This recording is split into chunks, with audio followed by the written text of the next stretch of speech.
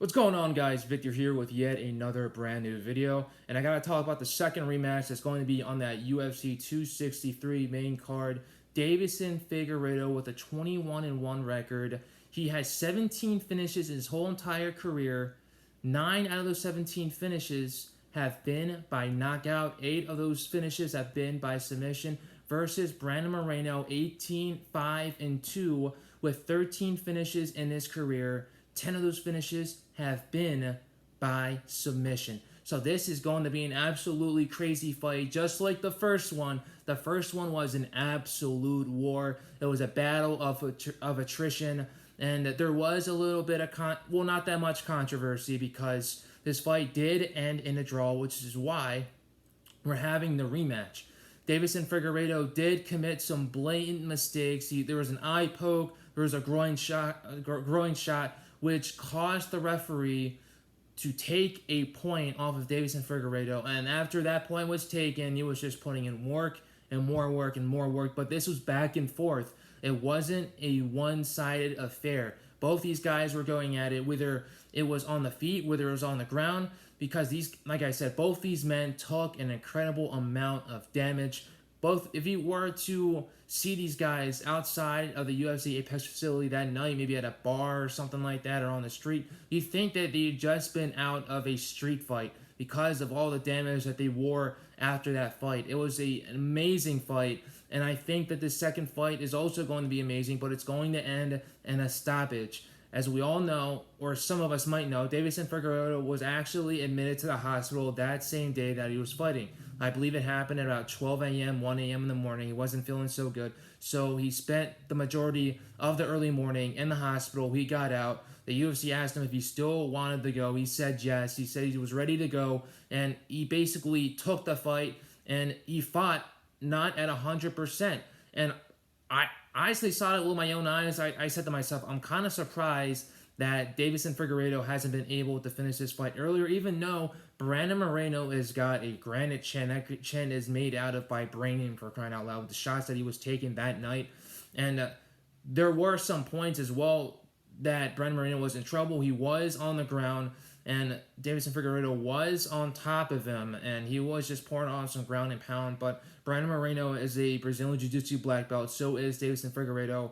So if someone was going to get tapped, it wasn't going to be easy to be able to force a submission on either one of these men.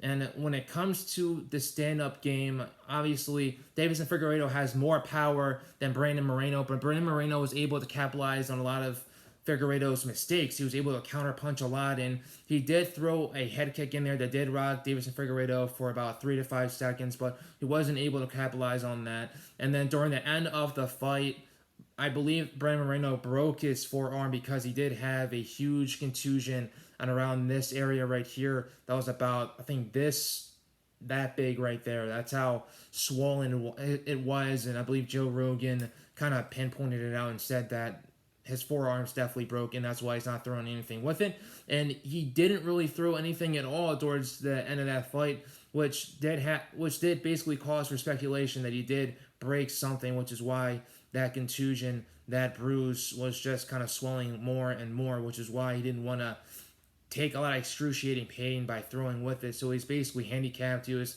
basically fighting with one hand, one arm for the majority of that fifth and final round.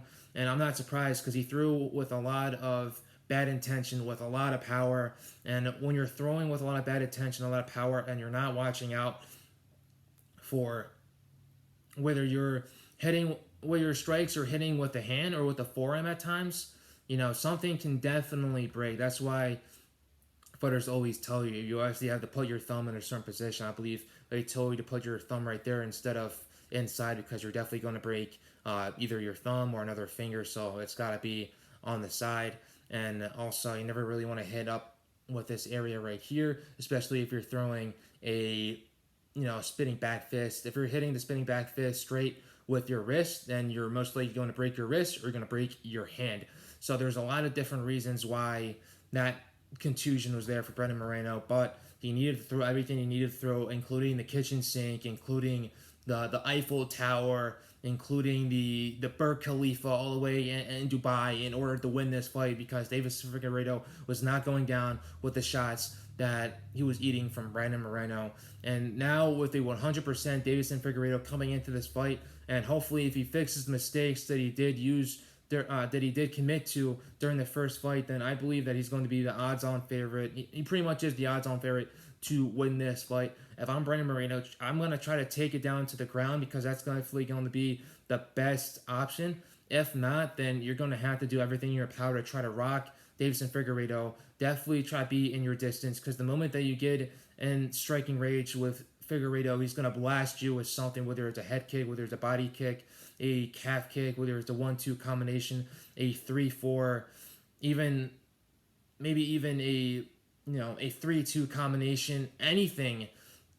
Everything that Deiveson Figueiredo throws, it's with intention and it's with a lot of power. Deiveson Figueiredo is the most powerful flyweight that we ever seen in the history of the division itself, but he can still submit you. He got Alex Perez out of there extremely fast. He was able to submit Joseph Benavidez during the rematch in the second round, I believe, or in the first round, and he's been able to submit many guys in his career. He has 8 submission wins for a reason, because he's a very well-rounded mixed martial artist, but he's a very dangerous Brazilian Jiu-Jitsu black belt when it comes to the ground, and so is Brandon Moreno as well. Brandon Moreno's path to get to this title shot wasn't easy. He defeated Kai Kara France, he defeated Jussier Formiga, and he also defeated Brandon Royval, which was a very tough road to get past to get to this title shot. Brandon Moreno wasn't even in the UFC about 2 to 3 years ago. They cut him, and Brandon Moreno had to basically go to LFA, win the LFA, I believe it was the LFA bantamweight or the LFA flyweight title of the world in order to get another crack at the UFC. The UFC brought him back. He was on this win streak, and that win streak is basically what gave him this title shot and this rematch. And I absolutely can't wait for this match. This fight is definitely going to be, even though it's the middle of the first 3 fights, because we got the last 3 fights of that main card are going to be absolutely fireworks. They're going to be amazing. I believe this fight is going to end in a finish. I believe that Figueiredo is going to get the finish, and I say it's going to happen. I say he's going to get a submission. If not submission, it's going to be a knockout. That's just how Figueiredo is, and it's going to be hard to get Brandon Moreno out here just because of his chin. But will his chin be the same after the first fight that he had? Because Brandon Moreno took an unbelievable amount of damage, especially to the face, to the chin, to the head. And if I'm Deiveson Figueiredo, why not try it to the body? Why get some body shots in there to see how sturdy that body of Brandon Moreno is? If he has a great chin, does that mean he has a great body? Will his body be able to absorb the same amount of damage that he absorbed to the face during the last fight? We don't know.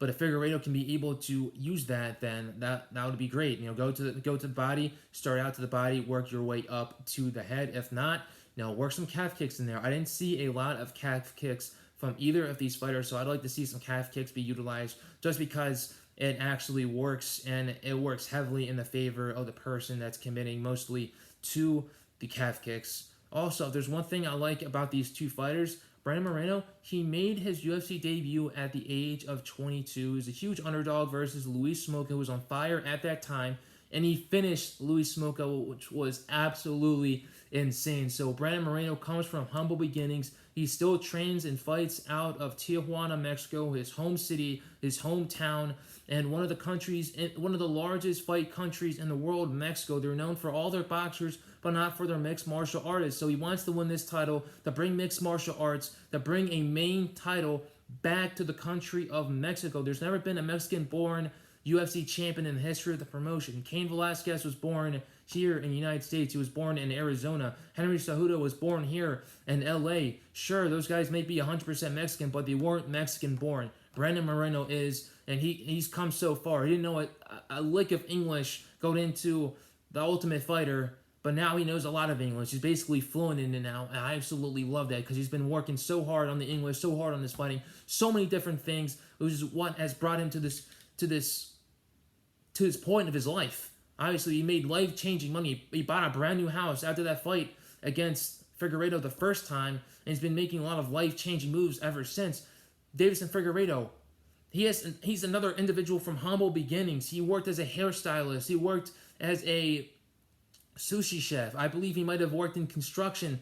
I might be wrong with that one, but I believe he worked 2 to 3 jobs and still trained and still was able to make it to America to fight in the UFC and beat the best of the best. He's basically cleaned out the whole entire division. He's made life-changing money as well with all these different title shots. He now has an octagon in his own gym. He owns a gym with his brother. It's called the Figueiredo gym in their hometown, and they're trying to get mixed martial artists to come to their gym and go through there and make it to the UFC as well, because he believes in fighting and training out of his home country, that he can be successful. He doesn't have to go to a super gym just like all these other great mixed martial artists do in order to evolve their game. Both these fighters are basically doing the same thing, training and fighting out of their respective countries and having a lot of success with it, which is why I love both of these fighters a lot. And I believe this next fight is going to be a great fight, but it won't go the distance. I got Deiveson Figueiredo winning this fight via submission. And if it does happen, I say it's going to happen late 3rd round, early 4th round. I appreciate you guys for watching this video. It's going to be absolutely fireworks. It's going to be bonkers. UFC 263 is looking great already. And then I got to talk about the fight before that, and it's going to be in the next video. So I appreciate you guys for watching this video. Stay blessed. Stay safe. Almost out of this pandemic. And one more thing. These fights will be taking place at it's the Gila Arena in Glendale, Arizona. Fans are coming back full force. So I expect to see about 15 to 16,000 fans strong. All right, guys. That's all I got to go with. Later.